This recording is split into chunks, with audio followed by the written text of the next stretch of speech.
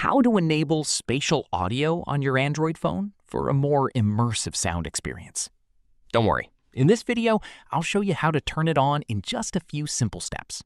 So let's get started. First, open the Settings app on your Android phone.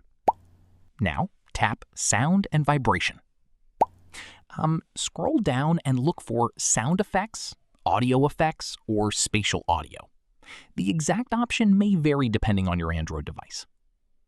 If your phone supports spatial audio or immersive sound, tap on it. Since my device does not support this feature, it is not available for me.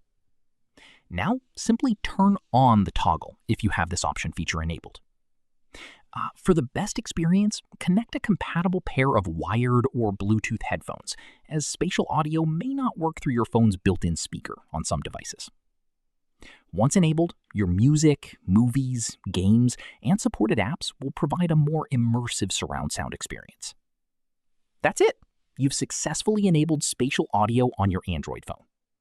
If this tutorial helped you, don't forget to like, subscribe, and turn on notifications for more Android how-to tutorials.